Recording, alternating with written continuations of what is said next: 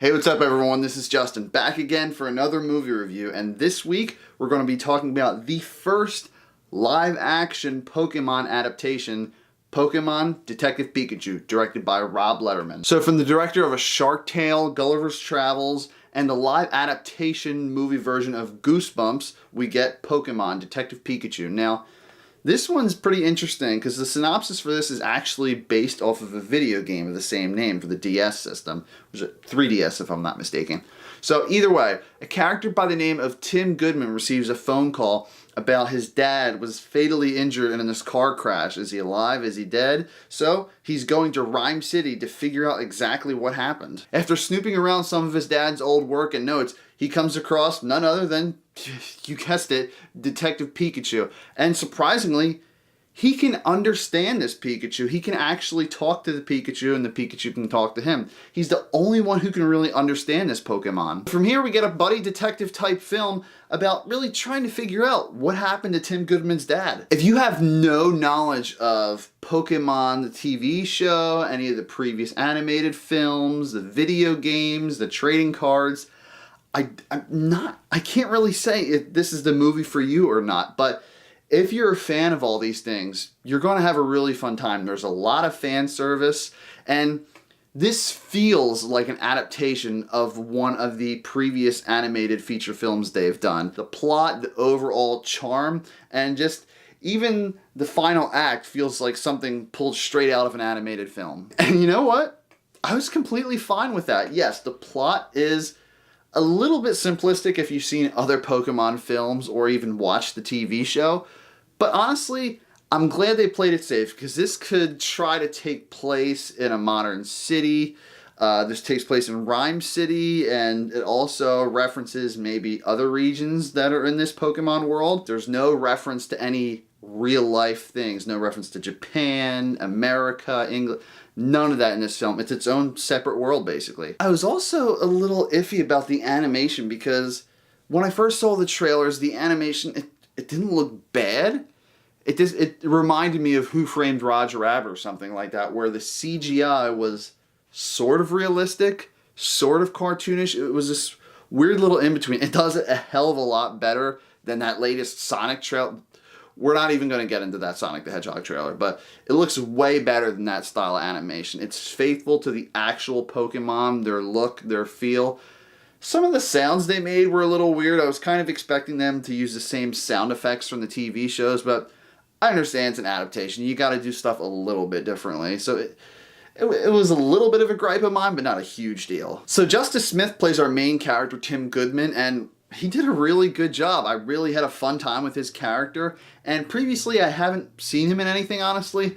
I can't even count him in Jurassic Park, Jurassic World, Fallen Kingdom. I don't even want to count that as a movie, but I really liked him in this. An actress by the name of Catherine Newton is also in this film, and she plays our supporting character, Lucy Stevens. She's basically this CNN type intern. She's trying to catch that big break in the industry and find that one big story that's just going to put her on the map. And I really liked her and Justin Smith's chemistry on screen. I hope she goes to be in more movies. I'm sure she was in some properties before this, but again, I just like their chemistry, and I hope she blows up as an actress after this. So, of course, the main star, Ryan Reynolds, he was functional as Pikachu. It's not like a lot of the humor from Pikachu would like had me dying in my seat or anything like that. It was functional, but I feel like anyone could have really done that. There's also some other supporting cast like Ken Watanabe, who's from Godzilla and a bunch of other movies. Bill Nighy, who played Davy Jones in Pirates of the Caribbean. He did a good job also, but like I said, I mean, it's not like it was a groundbreaking performance or anything like that, but I mean, hey, this movie's mainly geared towards kids, so I can't really fault it for that. Well, kids and longtime Pokemon fans such as myself. So as shown in the trailers, you do see some Pokemon battles in this. It's not the main focus, don't worry, the main focus is the detective story in the film, but when you see the main battles, you see some classic moves that are real throwback to the older Pokemon shows, and it's really cool to see. You don't necessarily see all the time that these trainers are calling out moves, because I mean, after a while that would be a little bit obnoxious. If we see a specific move by the Pokemon, if we're longtime fans, we're probably able to identify it. But again, the battles were cool. The CGI like I said, it jarring at first, but after a while, I kind of just let it settle in and I just accepted it. Again, I haven't played the game on the 3DS, but this is probably one of the better video game adaptations out there. There was a lot riding on this film because Nintendo does not really have their properties in feature films. I mean, you have some of them that were in Wreck-It Ralph, but it's not like it was their own individual movie. So for the first live-action Nintendo movie that we've had in forever, it's pretty much a success. I will say this.